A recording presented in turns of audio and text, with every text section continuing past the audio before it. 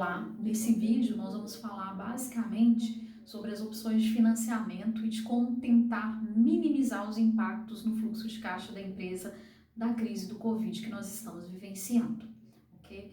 Eu vejo muitas empresas falando que a opção é demitir, é fechar as portas, isso é um pensamento precipitado e financeiramente não é o mais viável, né? A falta de informação, às vezes, faz com que o desespero, né, por não estar tendo receita, que as empresas acabem por redução de custo, e redução de custo em primeiro momento vem a questão de demissão, ok? Mas quando você vai demitir um funcionário, você tem que pagar acerto, e isso é mais uma saída de caixa para você.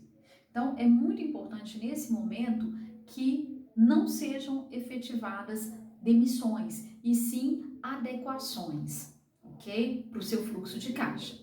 Um primeiro ponto, as principais contas normalmente que a gente tem a pagar no dia a dia são tributos, funcionários e fornecedores. Basicamente, esses são os principais gastos operacionais que a gente tem dentro da empresa.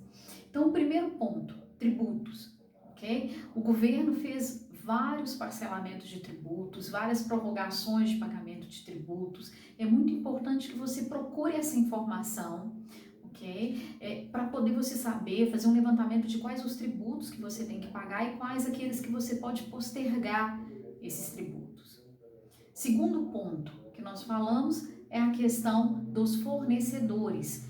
Fornecedor, se você está devendo esse fornecedor, você tem que negociar com o fornecedor, porque ele também está passando dificuldade. Então é importante que haja essa renegociação, esse acordo, né, de pedir uma carência, de pedir uma forma de você pagar esse fornecedor.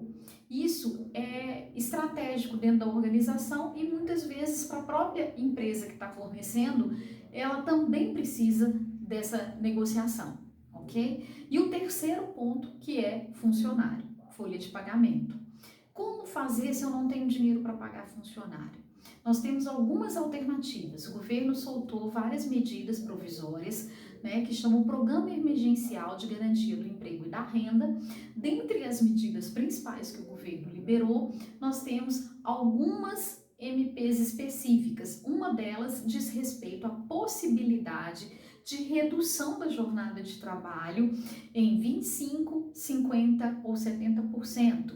E isso tem uma série de detalhes, né, de medidas, de sub-itens, que a gente vai falar no próximo vídeo, inclusive com uma convidada, que é uma professora de Direito Trabalhista, que vai expor para vocês qual é as opções que você tem para fazer esse tipo de negócio. Inclusive, o home office pode ser considerado uma redução da jornada de trabalho também. Antes pagar menos, onerar menos e não perder aquele funcionário. Um segundo ponto é a questão da suspensão temporária do trabalho. Também existe essa possibilidade. Como fazer? Vamos abordar no próximo vídeo com a professora de Direito. E nesse momento, o que eu quero falar para você especificamente é das operações de financiamento de capital de giro. A MP 944, ela fala da possibilidade, né, digamos assim, está à disposição das empresas um capital de giro para pagamento de folha de funcionário. Como que isso vai funcionar? A empresa ela vai ao banco, ela vai solicitar esse crédito, ela sendo elegível para conseguir esse crédito, o banco vai pagar o funcionário da empresa. Então você garante o pagamento do funcionário, você tem que garantir que esse funcionário está empregado e o banco vai pagar diretamente no CPF deste funcionário. Essa antecipação, entre aspas, da folha de pagamento, ou seja, essa parte em que o governo está assumindo neste momento o seu papel, ele é válido por 60 dias. Então ele vai pagar nos próximos 60 dias para o seu funcionário.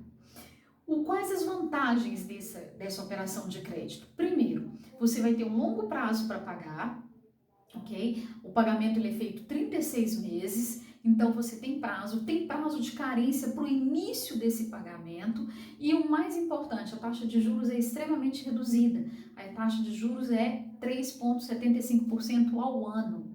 Então é muito importante que vocês busquem as informações para que nesse primeiro momento, não no desespero, acabem por aumentar o seu gasto nesse momento, aumentar a dificuldade do seu capital de giro e gerar um problema futuro, que é a falta desse funcionário, ok? Fica aqui as dicas, aqui no final eu vou passar para vocês alguns links que vocês podem pesquisar sobre essas informações que eu falei.